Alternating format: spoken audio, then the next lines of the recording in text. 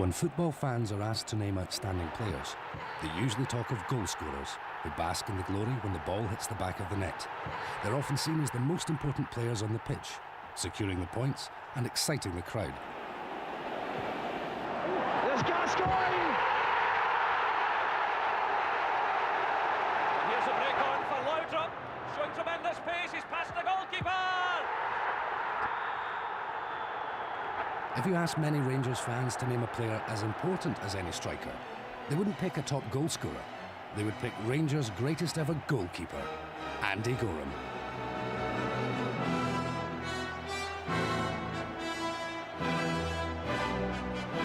Goalie challenges well. McStay's there for Celtic. That's good play by McStay. The chance is on for Collins. That's a magnificent save by Andy Goram.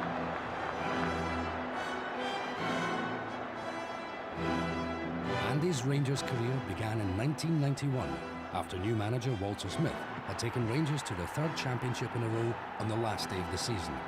However, Rangers had previously expressed interest in the Hibs keeper during an unusual meeting with the previous manager, Graham Souness.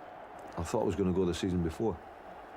Graham Souness pulled me at I think it was a dinner in Glasgow, and asked if I would like to play for Rangers. And we obviously had a few drinks. It was a question of sport in Glasgow, that's what it was. And I said, aye, everyone would, aye, of course I do. And that was it, he walked away. I went, well, come back then, ask me. And it was just a strange situation. And I used to watch Chris Woods, he'd have one save a game to make. I thought, I fancy a bit of that, that's the game. I used to come off the pitch absolutely knackered, absolutely soaking, black, ranting and raving after a game because we get beat. And I was certainly jealous at the time. I fancy a bit of that one save a week, that'll do me. But like many before him, Andy found that playing for Rangers was not to be as easy as he thought. His start at the club was not to be as happy as he expected. I think even Andy had met a couple of errors in the first couple of games, one at Sparta Prague and one at Hearts, that obviously cast an element of doubt among supporters who had liked Chris Woods because he had been very consistent for us in a 5-year period. So, there was a little question mark placed over him. But I think Andy soon realised that at Rangers the spotlight's on him and that he had to be very careful. And what was important for me wasn't the errors, it was his reaction to it. That was my first experience of the marble staircase with Wlater. He gives it the usual, he doesn't come in and rant and rave. He walks in the dressing room and you get the nod. As soon as he walks in the dressing room, he looks at you and he goes, and then you know. And he just explained everything about the club, what he wanted, what he expected, what the fans probably expected, the chairman, everybody, went right through the whole thing. And that was a big turning point in my career at Rangers. I then realised 100% exactly what it was all about. And to be fair, from there, I went from strength to strength. Andy realised what the Old Firm games mean to the supporters. In August 1991, he played in his first Celtic clash. Those fixtures were to become the mainstay of his reputation at Ibrox. You can't explain the build-up to it. I think the 2 games before the Old Firm game, there was a couple of situations where I could have come for a cross. Or I remember one, there was a ball come through the middle, it was a 50-50 thing, and normally it's big daft goalie's out and does his bit. And I hesitated for a second. Still end up going getting there and end up in a stramash with a boy. But at that 1 second I hesitated. I hesitated because I was thinking about the Old Firm game. I didn't want to get injured for the Old Firm game. All the boys said to us, he'll enjoy it and it's good, he'll pass you by in 2 seconds and fighting and everything. And you think, I can't be that bad. 1,000,000% right. Taking the ball on the ground. There's Derek White, stepping away from Ferguson. Nicholas is brought down by Nisbet.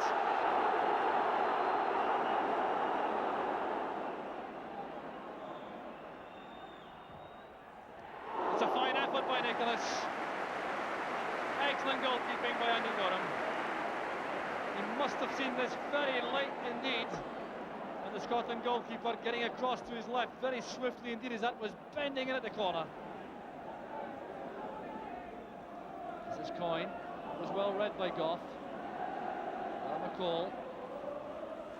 Here's Haythle's in the clear. It's a great chance for Rangers. Haythley against Bonner. Brilliant play from Haythley. Rangers take the lead.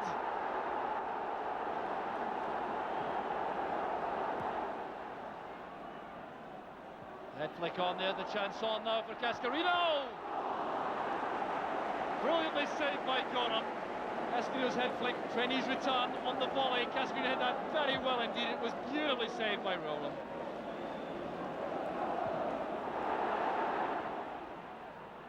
Well, it's played on well by Haythley for Johnston. Here's Haythley again, switching to his left foot. It's a second for Rangers. It's Mark Haythley once again. And Pat Bonner is utterly dejected.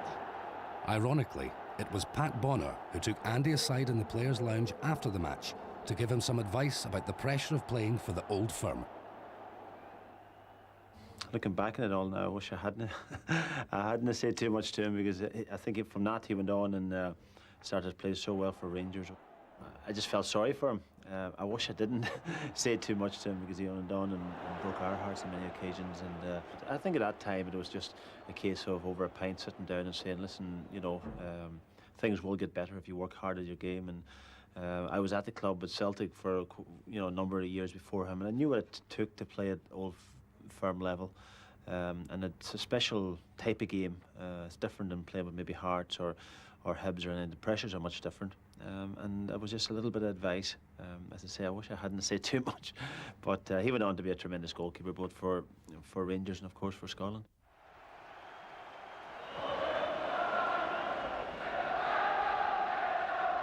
There's Craney setting it up for Galloway. Queuing up in the middle for this. Here's Collins setting it up for Paul McStay. It's a great effort by McStay, and the save from Andy Goram denies the Celtic captain. He was under more scrutiny than he was when he was at Hibs or at Oldham. So, therefore, he had to be on top of his game in every match. And I think it was good for him. A lot of people might have crumbled under that, but I think he flourished. And I think that pressure put an extra edge on him and kept him at a terrific level. And I've got to say that after the initial 1 or 2 errors in the first month or so that he was at Rangers, you would have to look maybe 5 years down the line before you could finger him for another one.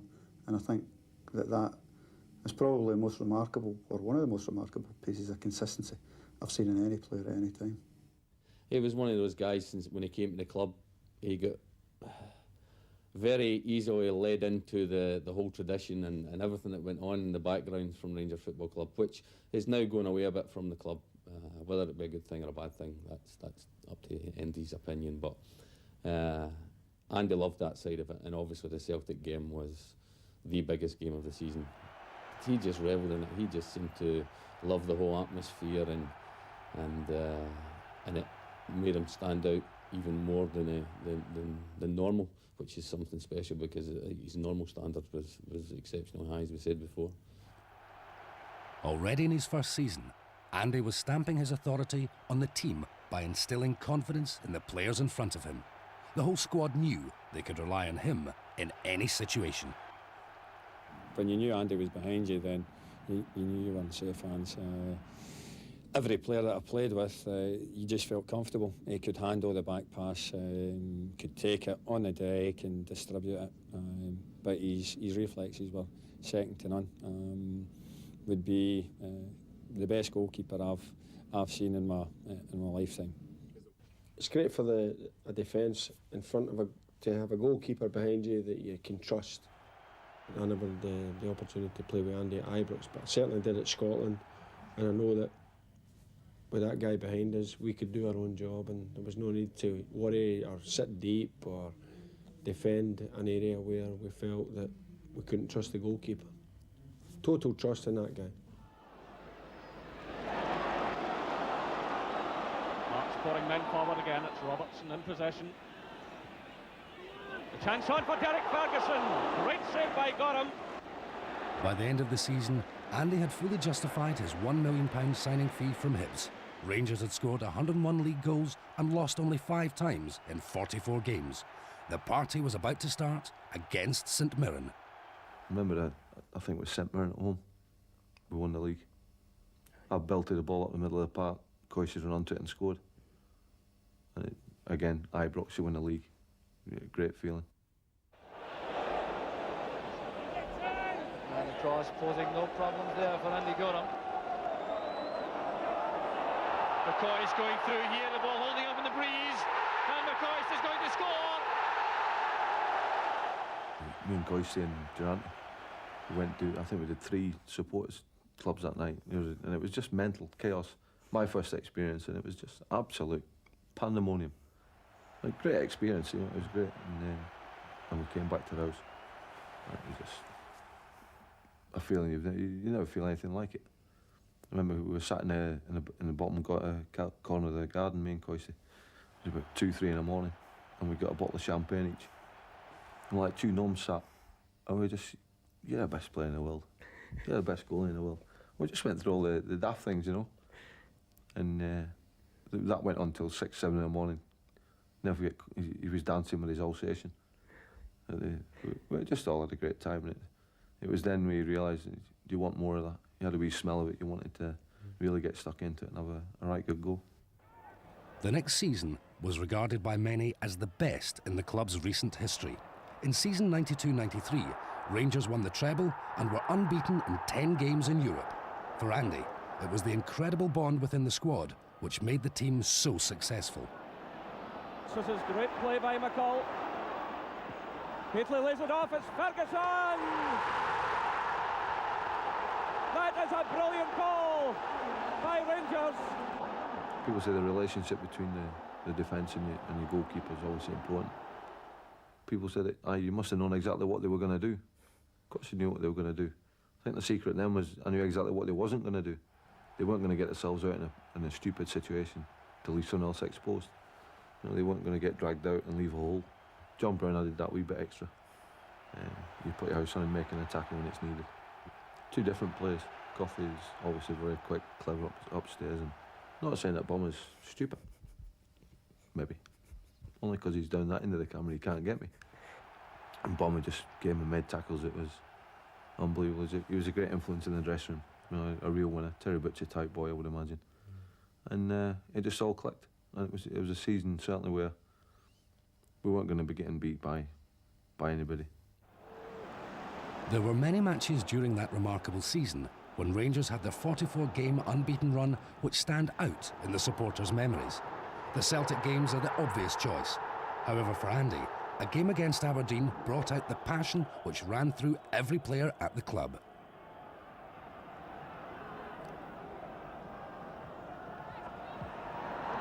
That's an excellent save by Andy Goram from Ian Jess.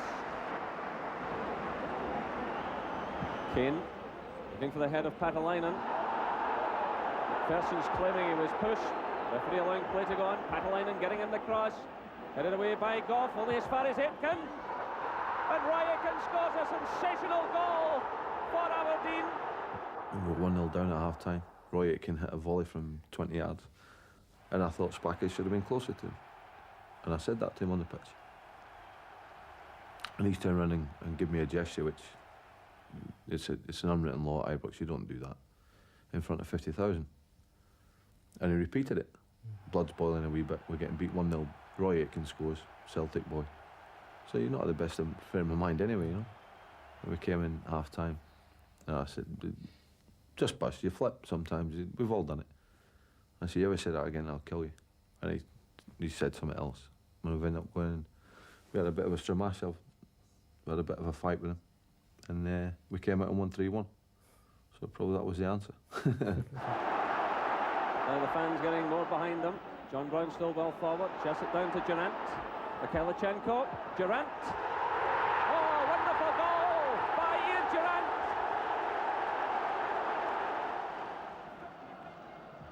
Gary Smith's free kick aimed at the head of Patalainen. Headed away though by McPherson. Now it's Durant. Good ball through to Ali McCoist, who's onside. McCoist. 2-1 to Rangers.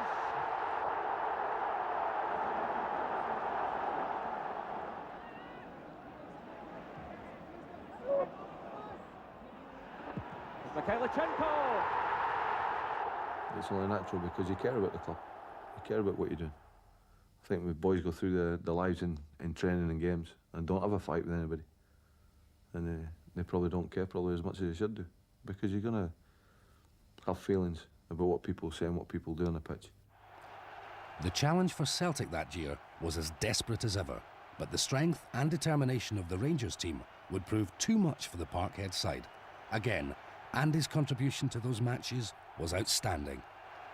Terrific shot. It's a shot one to McStay. Marvellous save by Andy Goram from Darius Dovchak.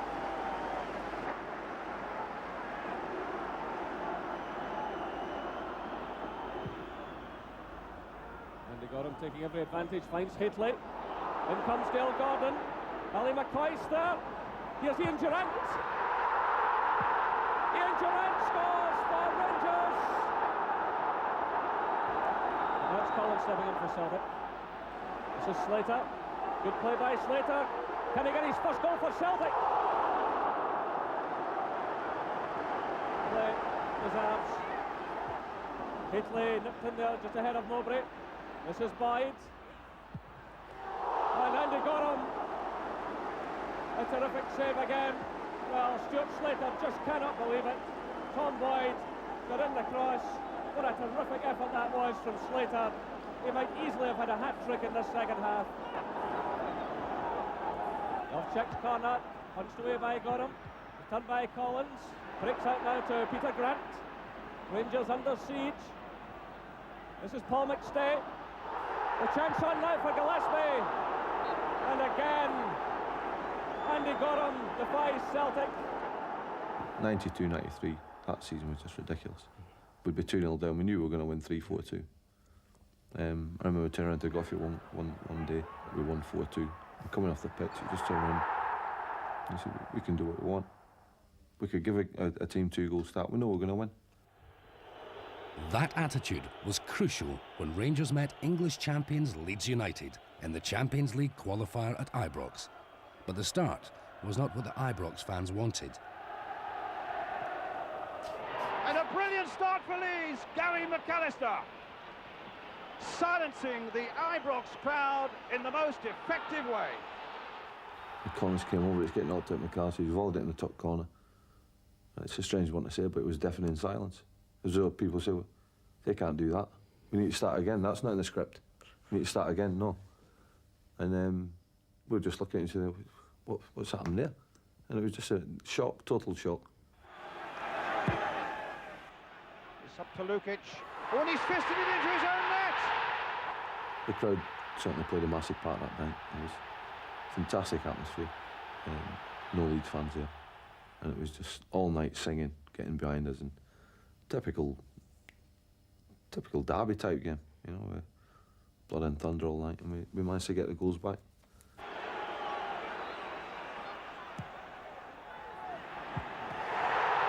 And McCoist! Rangers get the lead. All the English wrote us off after that. They said, oh, just a case of 3 and 4 when they come down. All the boys were up for the second game. We couldn't wait for that. And the boys wanted to play, and then you just let us get them. And we totally focused and really confident. I think we were the only confident ones. There was a lot going into it. And that's us back in the game. The victory that night by 2-1 was a vindication of Rangers' tactics and spirit. Despite immense pressure from a side fielding many internationalists, Andy stood firm. Now Strachan, played in for Cantona, a nice turn by him, and Cantona's finish is stopped superbly by Goram. All night we got a bit of a pounding, and Bomber and Goffey were absolutely fantastic that night. Defensively, as a unit, we were great. But Bomber and Goffey were outstanding that night. Alvin had saves. And it was just one of the nights again, you knew it was all going to go right for you. Here's Cantona, here's a chance. Brilliantly stopped again, hit with awesome power there by Cantona. For Alan Hodgkinson and his goalkeeping coach, the match was memorable for another reason.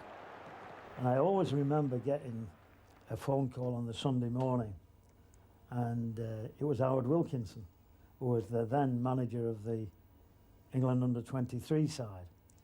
And he said, Alan, he said, I need a goalkeeper. I said, well, what about the sub-goalie you've got there, the number 2, the boy Goram at Oldham? He said, no, Alan, he said, I've just had a training session with him. He said, no, I said, and I don't fancy him. And there was nobody more delighted to be sat in the director's box at Leeds, and knowing Howard Wilkinson very, very well, going to Leeds and winning 2-1, and Andy Goram playing outstanding. And I always remember Howard Wilkinson saying to me then, he said, I remember, Alan, when I didn't take him for England, he could have been an England goalkeeper. It really was one of these special nights. We came off the bus and the gaffer got us all together. And we thought, no, he can't come round and say nobody's going out. And he says, team meeting. It's going to be one of the nights we're going to end up staying in a hotel. And he turned around and he says, the flight's at, say, 9 o'clock, I think it was. He said, anybody who doesn't get on the flight doesn't get the bonus. And I think we were getting something like 25 grand a man for that game. Anyone who doesn't get on the flight don't get a bonus. Go and do what you want. So, massive relief for the boys, and we're all out. Again, the boys together after winning. The old saying, you win as a team, lose as a team. And we certainly took it to the extremes. When we won as a team, we took it to the extremes. When we lost as a team, it was pretty depressing, but thankfully the latter didn't happen too much. By then, Rangers had already won their first silverware when they again met Aberdeen in the Skol Cup final. 90 minutes were not enough to separate the two teams, who would later fight it out for the league championship. So that's a good clearance by Stephen Wright. McCall plays it to McCoy, to Durant. Some lovely close play here by Rangers.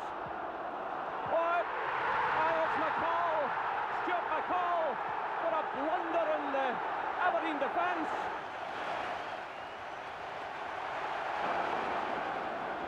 So Rangers had a real test of character the other night. Now Aberdeen have won, but it's Ian Jess getting away from Richard Goff. Will he go it alone here? Oh, terrific stop by Andy Goram. Richard Patalainen was on the far side. There's Patalainen again. Oh, a terrific stop there by Andy Goram. He's one of the best shot stoppers in the game. This is Ian Jess now, trying to take on Robertson. Still Jess, getting in the cross and well handled by Andy Goram. He did well to get in that cross, Ian Jess. It's not easy to get away from David Robertson in that type of situation. But, here's McCall now for Rangers, to Durant. Robertson's breaking in the left.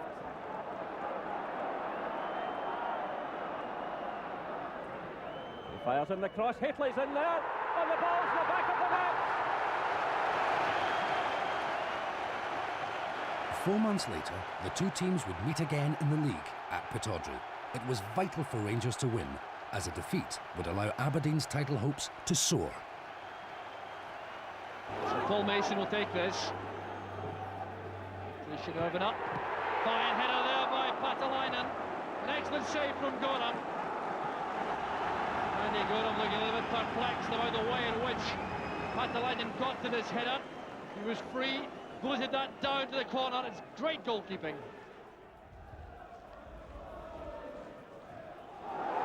Chances on through the middle. It's brilliant goalkeeping by Goram. Scott Booth can't believe that. Richardson with a free kick. McLeish has gone forward, so has Irvin. Patalainen nodding it across. And a great save again from Goram. Ian Jess holds his head, he can't believe it. Well, Andy Goram undoubtedly the Rangers' hero in the first half. Chance for David Robertson perhaps to play this left-footed. There he goes, straight against the wall. Stevens sends it back in. There's Hitley. It's in. Rangers have scored. It's a sucker blow from Rangers. I'd hit a patch of form there, but probably I wouldn't equal again. There's a string of 10-12 games there where everything I did was perfect. And in the game was a couple of minutes to go to get a free kick, hits the wall, goes back to the boys, hit it through the wall again this time. I've gone again, it's gone through my hands, hit my backside and stuck on the line. I thought it was in the net. I'll just turn around, it's just sat on the line right there. I think that summed up there. You can make all the saves you want, but you still need a bit of luck. But Andy's luck was beginning to run out. Serious injury problems arose when he had to have a tendon in his knee replaced, which meant he would be out for 8 months. I thought my career had finished then. I'd never had an operation, I didn't know what it was all about. And couldn't dress myself. I was in a brace. Couldn't dress myself, couldn't undress myself, couldn't go in the shower. Spent days depressed for days. The doc, he's seen it all before. He does his best to try and get you going and that, but it's a fearsome thing. It's a frightening thing. I've never experienced anything like it. They get a dead man's Achilles apparently and split it in 3 and plait it like hair. They take the ligament out and put that in, the dead man's Achilles. So I'm thinking, I hope this boy's a high jumper or something to be able to get up for crosses a bit better. And it worked. Touch wood, I never had any more problems with it. Any football player who has an injury is very, very hard to live with and very hard to control if they are so keen on the game of which they play. And he was a very, at that particular time, and he was very studious in goalkeeping. And obviously it was a big shock to the system that he weren't out there playing. But obviously Andy came back and you know, got fit again and played very, very well. There's Irvin, that's a good ball in. An excellent goalkeeping by Andy Goram. Headed away by Brown. Turned by Lambert. This is Tommy Coyne. Onto the left foot, it's Phil O'Donnell. It's a great save by Andy Goram. What a chance there for Phil O'Donnell. Let's Cleland. Owen putting it in the far side. And Goram just touching that onto the post. During that game, misfortune was to strike again. After playing only 8 league matches, Andy was taken off with an injured hip. He was given leave by Wlater Smith to go on holiday to Tenerife with his family, hoping he would recover in time for the cup final. The holiday nearly cost him his Rangers career. On the last day, we were flying out at 5 o'clock the next morning. So Oldham had just been relegated at the time. Unbeknown to me, they were in Tenerife. And I just hear a shout, "Goalie!" Sure enough, there's the Oldham boys sat. And I said, "See, you go down to the beach, I'll have a couple of drinks with me." I said, "I'll be down in a wee while." So you go through all the old stories again, you having a laugh with all the old boys that you've not seen for a long time. And sure enough, they come flying back up about 5 at night. The family had been on the beach, been with them all day. It's been a great day. So the usual, you go up there and I'll be up in 10 minutes, we'll go something to eat. Sure enough, next thing I remember, I woke up at about 2 o'clock the next afternoon in the hotel. The boy called Mike Milligan, I was in his room. And it was just panic. Oh my God, 2 o'clock in the afternoon, missed a flight. I'll get a pair of shorts on, a t-shirt, a pair of flip-flops, and 40 quid in my pocket. So now it's real panic. What am I going to do? So, sure enough, I've missed a flight. So I've no idea what's happened now. What am I going to do? So I'd end up having another week there. Again, at the time, it seemed like a good idea at the time. And obviously it wasn't when I came back in and found out the consequences. The consequences were that Andy was summoned to Wlater Smith's office for a meeting. And he looked at me and said, "I'm putting you on a transfer list." And I looked back at him and he still had this deadpan face. I thought he was going to crack a wee smile in a minute. He's only kidding me on. He said, "I'm putting it on the list." He said, "I'm not putting up with that." And then it really dawned on me that it was serious. And that just hit me bombshell one. That was just total devastation. There was just a lot of things. I just felt like everything else. Sometimes when you have a long run of success as they had in that period of time, everybody needed a reminder that, you know, they had to try and keep themselves right. And we were serious in that one. A lot of people said to me that they only did it for an effect. But if somebody had came along at that time, seriously, we would have done that. Panic. Not afraid to say it. Tears, the whole bit. That was my life. I loved it there. Loved the club. It was a great job. And I abused the situation and got probably what I deserved. The rest of the team were due to fly to Canada for a closed season tour of supporters' clubs. Andy was keen to go, mainly to escape the Scottish press, but Wlater Smith's words of caution were still fresh in his mind. I remember his last words when we came out of the dressing room. He says, out of the office, he says, look, whatever you do, be discreet, because the press are going to be after you. So that stuck in my mind. Be discreet, be discreet, be discreet, always in my mind. There's 3 white stretch limousines waiting for us outside the airport, full of drink, right, taking us to the hotel. I'm like, be discreet, be discreet. You walk out the airport, you see the cars, and you just go, forget it, done in. The gaffer's words just went right out the window, and that was it. Andy did buckle down and regained his fitness over the summer, and was eventually taken off the transfer list. Back with McWilliams. Fine effort by McWilliams. It looks as though Andy Goram got a touch to that, which makes it a magnificent save. The corner kick's been given. It's Clark who strikes it. That's a marvellous save by Andy Goram. Superb reflexes by Goram as David Weir sent in the shot. Superb save. A newcomer arrived at Ibrox that season, who was to become a hero to thousands of Rangers fans for his skill, flair and tremendous match-winning abilities. Laudrup, he's got McCoist, he's got Hateley, Weir on the right. He decides to go it alone. Brilliant play by Laudrup! Oh, magnificent goal! A magnificent goal! Few fans would have predicted that such different personalities as Goram and Laudrup would form such a close friendship, which would continue even after they left Ibrox.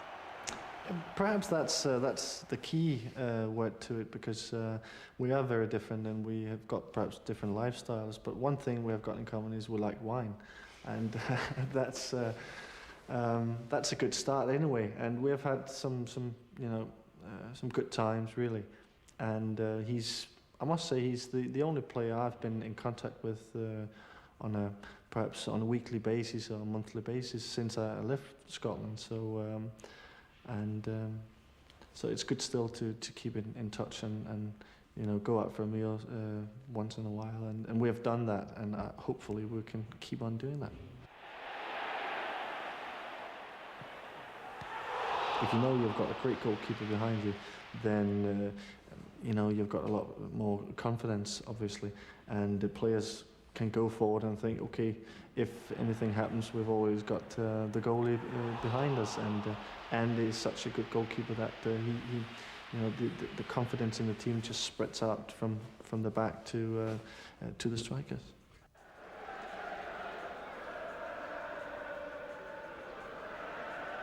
This is Laudrup. Nice first touch from McCoist to Jury. Houster's in the middle. McCoist's arriving. Laudrup's there as well. Still it's Laudrup. Great skills again by him. Oh, marvellous goal by Laudrup. Nicknamed the Flying Hippo by his teammates, Andy's appearance can be deceptive, but his presence in the penalty box can be enough to wrong-foot strikers when faced with his abilities. When you look at him, he doesn't really look as an athlete, to be honest. But I've never seen as good as goalie. I've said before that the two best goalkeepers I've played with were Peter Schmeichel and Andy Goram. So that puts him, among the best in the world, according to my opinion. And I think he's been excellent. And he's so quick, as I said before, and he's really difficult to beat. There's no doubt when a forward goes through and he sees a certain goalkeeper, he'll finish with aplomb, no problem. But if they go through and they know that Andy Goram's there, then they'll say, well, wait a minute, second thoughts about it, and that just may be the thing that throws them off their finishing touch.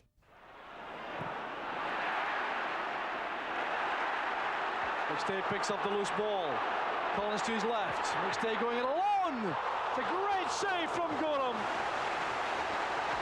Superb midfield play from Paul McStay, and Goram comes to the rescue of Rangers. Gavin Hoydal under pressure there from McLaren. McStay picks up the loose ball. Bata free on the right. McStay again. That's for Bata. Good position for Celtic. Now Paul McStay, the great save again from Goram. McStay can scarcely believe it.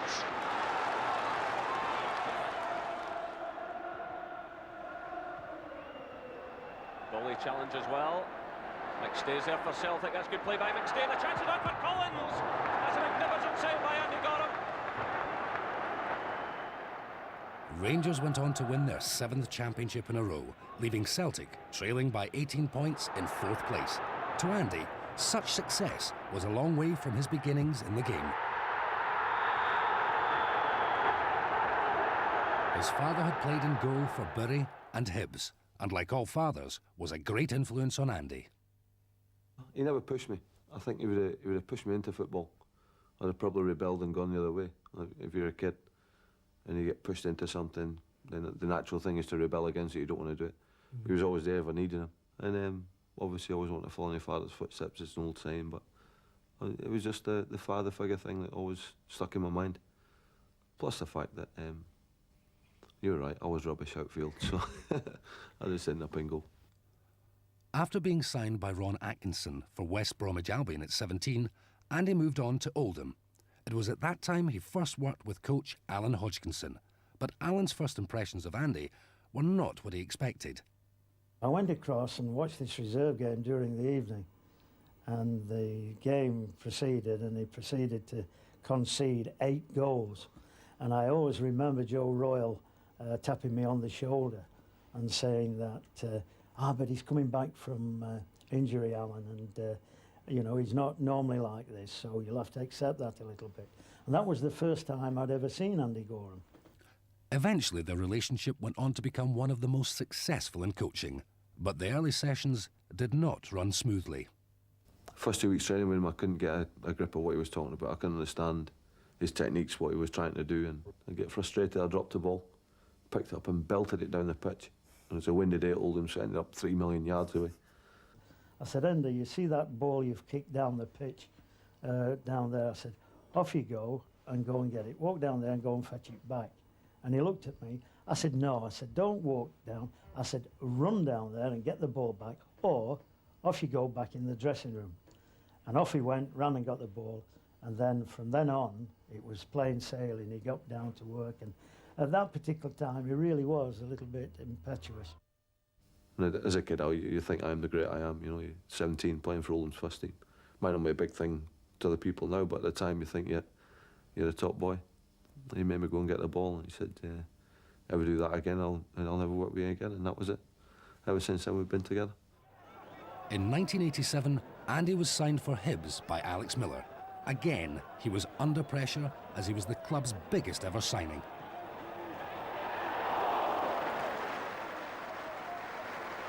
My learning process was more or less over then. I thought at the time.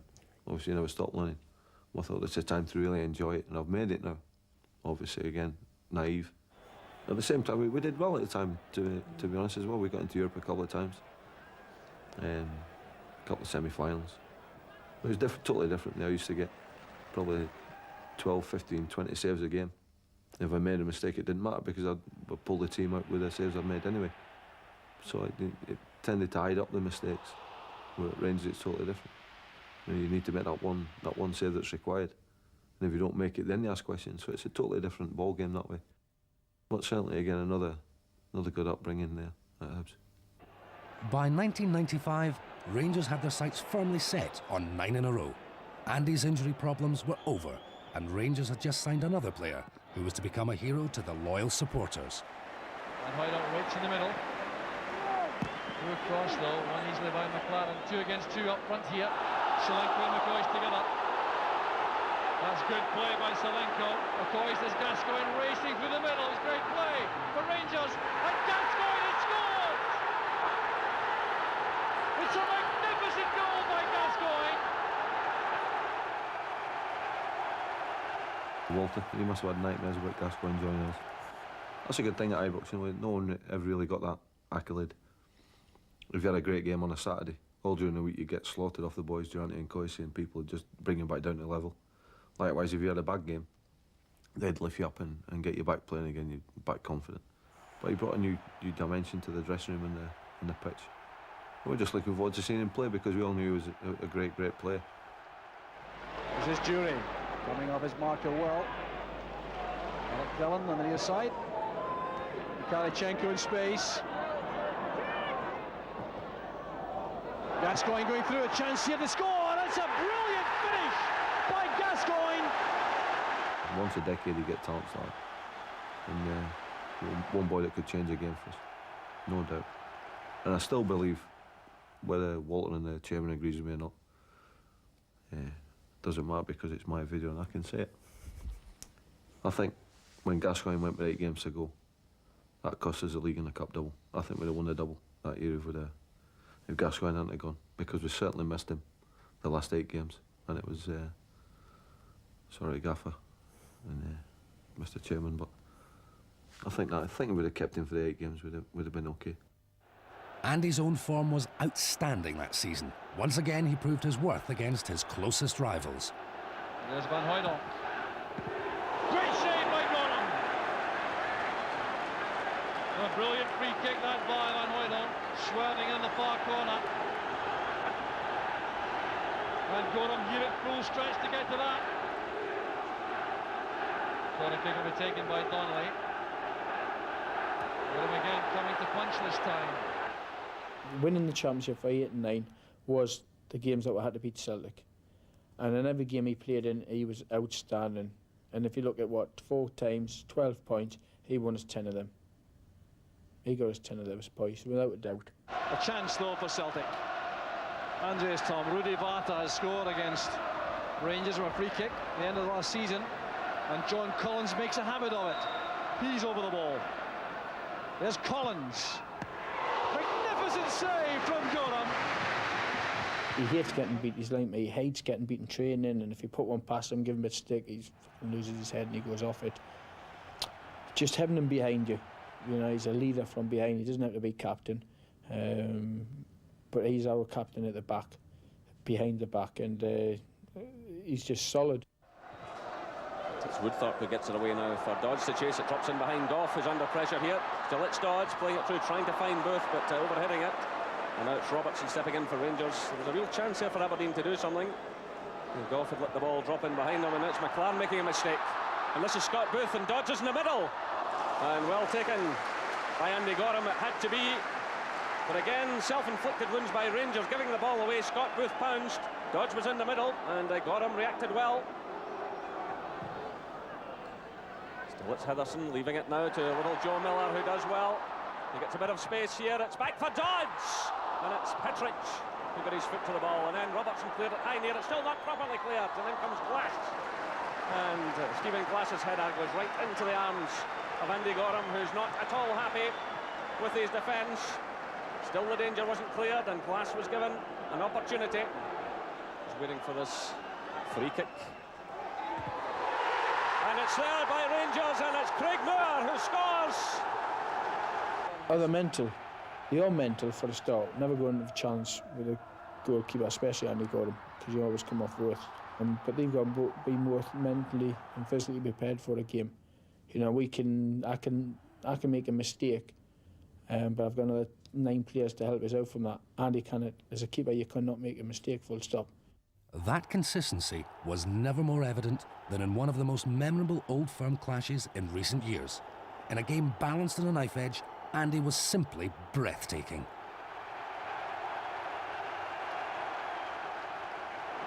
Possession again. That's good play by Simon Donnelly. Stepping away from David Robertson. Infield now to McStay. Donnelly keeps his run going. Still it's Donnelly. Back to McStay. Good play by Celtic. Van Hooydonk. And it's Andreas Tom.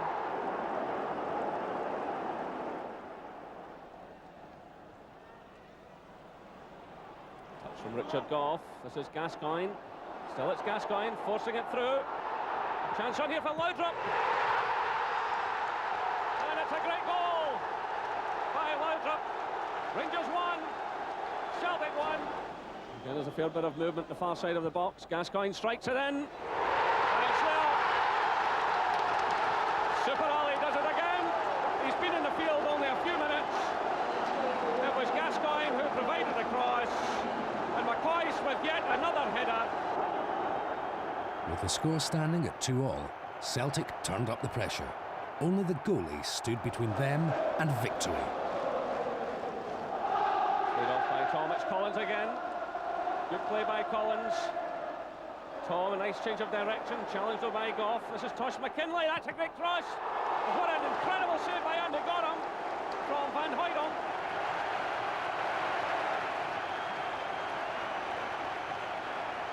It's Tom getting in a good cross. In comes Tosh McKinlay. Another big gap opens up, and Goram's there again. The tie ended 3-3, but once again, Andy's performance had arguably saved the match for Rangers. Well, I played with Andy as well. I had a spell at Oldham when Andy was there. He saved the only penalty I've ever missed in my career, which was for Man City. In my opinion, Andy Goram's the best goalkeeper I've ever seen.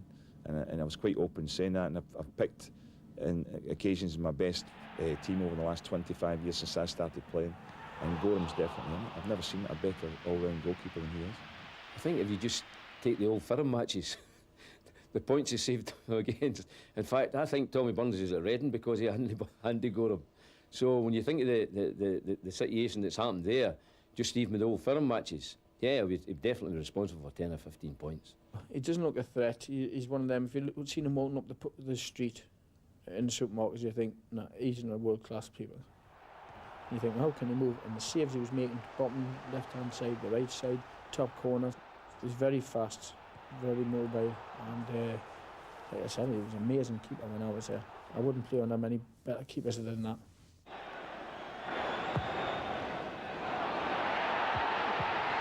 Goram has the save right on the line from Van Hooydonk.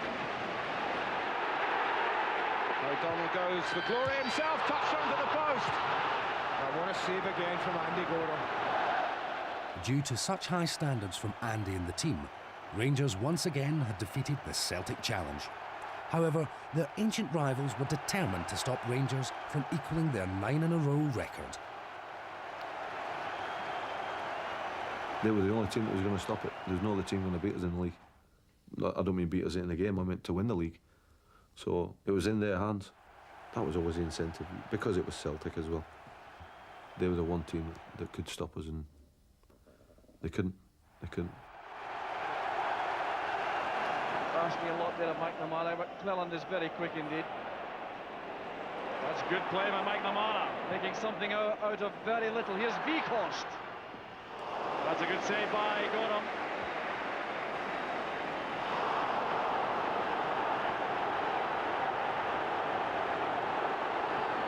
Gascoigne might punish them now on the counter-attack. Celtic are fit at the back. Laudrup wide for Alberts. There's Gascoigne!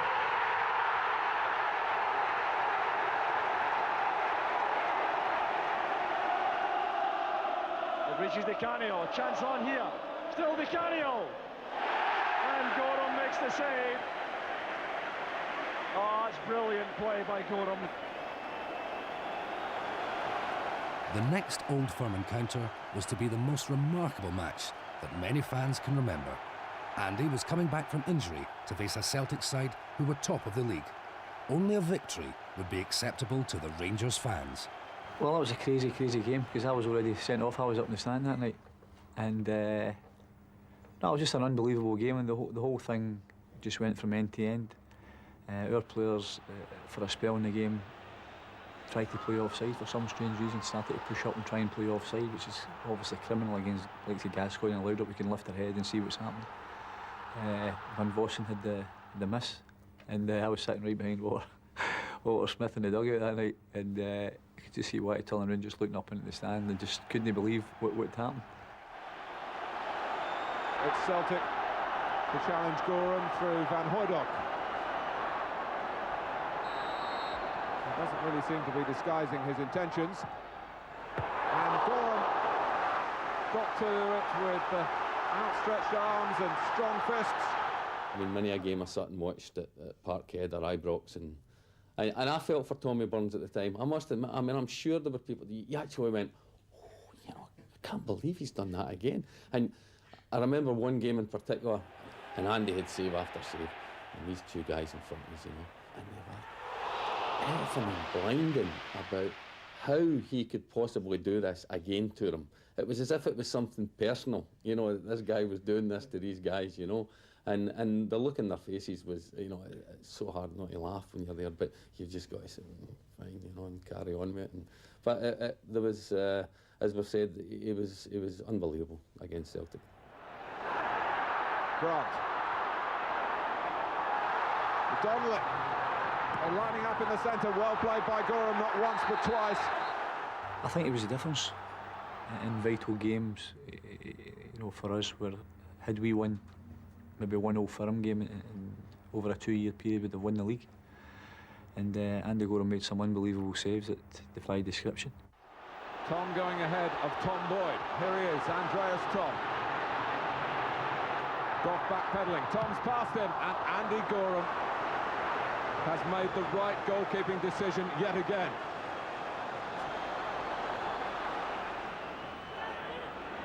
McInnes. Here's Cleland.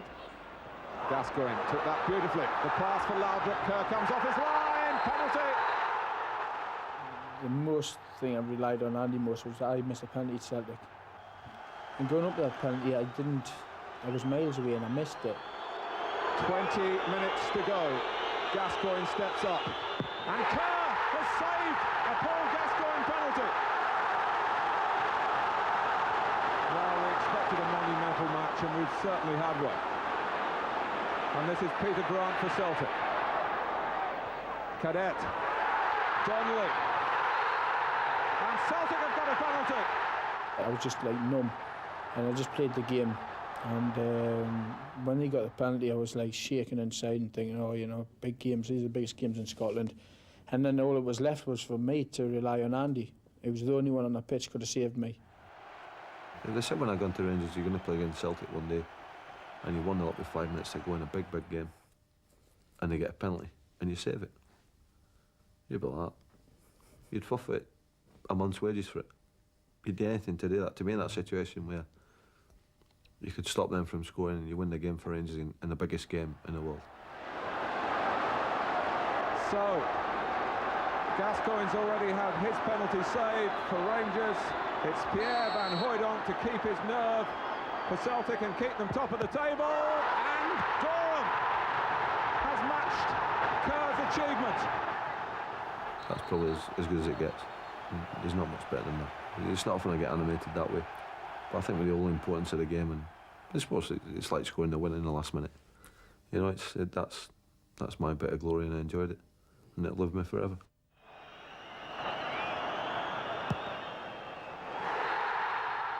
The difference between us winning the league or winning all firm games on many occasions was the fact that Andy Goram made great saves for us that he really shouldn't have been able to make. So from that point of view, it broke my heart because it was so frustrating for us because we got so close, only to be followed with somebody's fingertips. But no, I never really broke my heart. But in the football sense, it did. When he made the save the penalty, honestly, it lumped me through tears, and I just wanted to go and hug him for the rest of the game. But obviously, we had to wait till the game finished, and we had a drink and them days for me anyway on it, and it was fantastic. To escape from the pressures of top-class football, Andy lives in Largs, where he enjoys a simpler lifestyle from that normally associated with a football legend.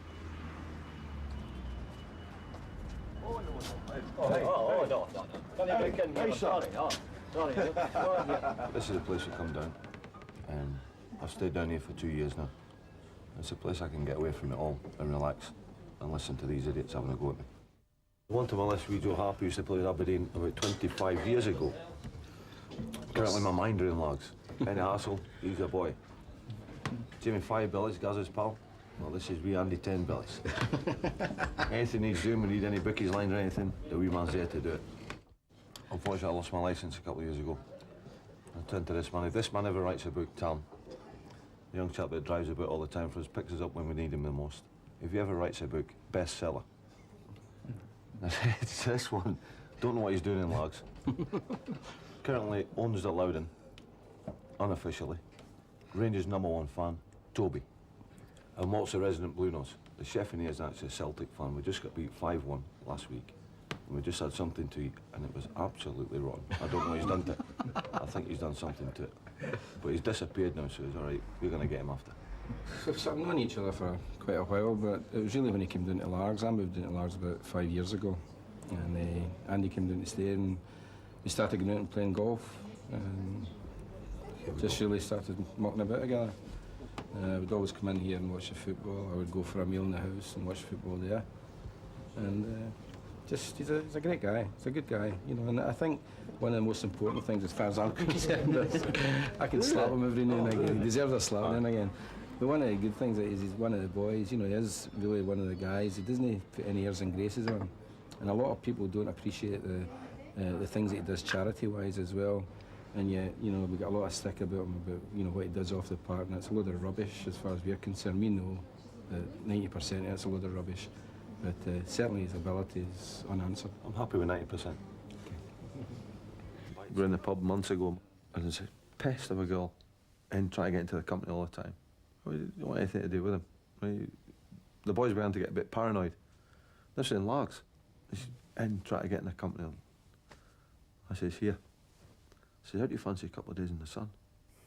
She said, oh, where are you going to take me? I said, no, page 1, 3 and 5, get out. Back in the pitch, Rangers continued to power on relentlessly towards their target of 9 in a row. The Celtics' wall is 5 strong, but Albert gets it through! The hammer has torn Celtic apart.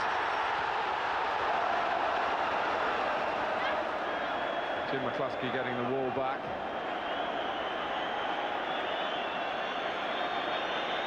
Well, tonight's thrill started with a superb Rangers free kick. Van Hooijdonk. Oh! Coming up with a splendid effort of his own, and flying through the air again was the man in white. Yeah, it's a lovely free kick. Pace and bend, and yet again, when Goram's required, Goram's there. Well, Rangers have done it again. The long fight to win the championship and clinch the 9th title ended at Tannadice in May. It was a milestone in Rangers history, but Andy was injured and missed the match.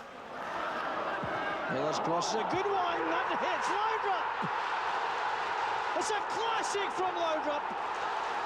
I was actually in Belfast. I listened to it on the radio. Just wanted to get away. You don't feel part of it. Although you've done your bit in earlier games, you just don't feel part of it. And it was my decision. That was one regret I had at Rangers, that I never stayed for that. But again, you make a decision, you just stand by that. And at the time I thought it was the right thing to do. But still, I didn't take the shine off of celebrating that one. It was a great achievement for the boys. It was a fantastic thing, fantastic thing. Andy's final season at Ibrox had seen the club undergo many changes. Wlater Smith announced that he would leave at the end of the season, and more foreign players were recruited. But Andy had lost none of his passion for the club.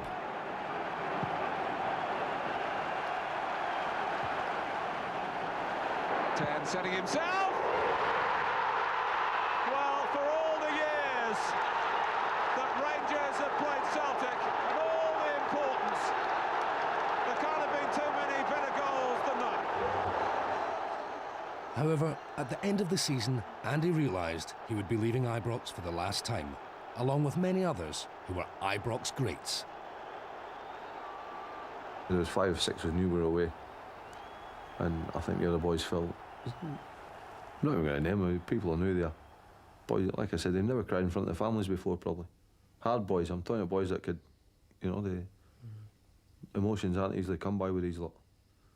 Bubbling, not even like a wee tea, like bubbling. And it was stuck in my mind forever. We're all just in the reception, 5 of us all together. And it was a wee huddle there, it was like a wee huddle. We're all, terrible, terrible night. And I hit home that night that we weren't going to come back in and go up the tunnel.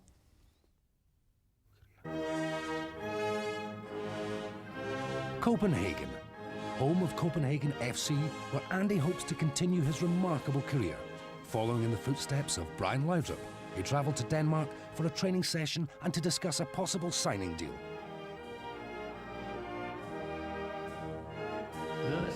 What do you do for profession?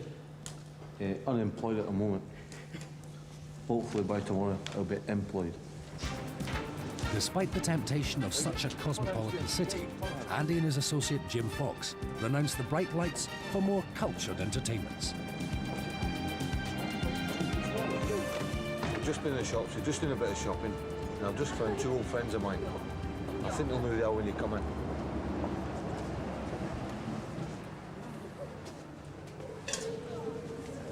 Wlater Smith and Archie Knox. Now this is from when we played Lingby. They made 2 statues of them both because we did so well. So that's the first time I've seen Walter and Archie for a long time. Get out. This is me now, no apprentice. I've got to list my own boots up. It's 30 degrees below out there. Not looking forward to it. Be nice to see Brian again after this time, like I said. I just want to get out and start playing again. Ice, training pitch, ice, game off. Training cancelled. Time's this. I'll get fined for being late, After the reunion was over, it was down to business, when Andy trained with Michael Steenskaard, who had just signed for Southampton. Inspecting Andy was Danish goalkeeping coach Ole Quist.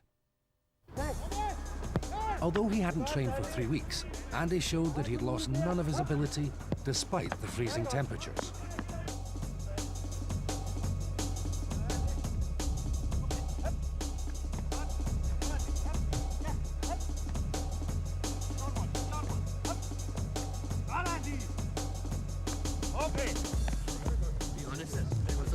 It's okay. It's the first thing I've done for 3 weeks, so... But, Different coaching methods. yeah, a lot different to what I'm used to, but it's all part of learning. You can put everything together.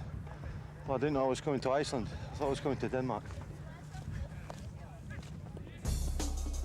Due to the weather conditions, Andy had to train on unfamiliar surfaces with the Copenhagen team, but that didn't hinder his performance.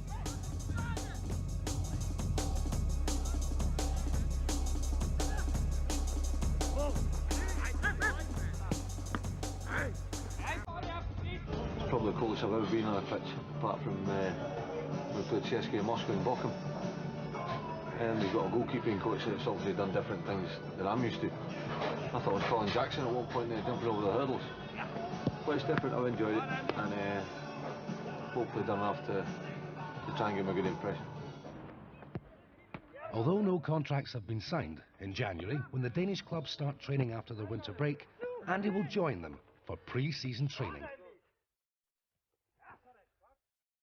Clearly, Andy's career is far from over, and no matter where his outstanding talent leads him, he will always be remembered by the loyal Rangers fans, not only as a legend, but simply as the goalie.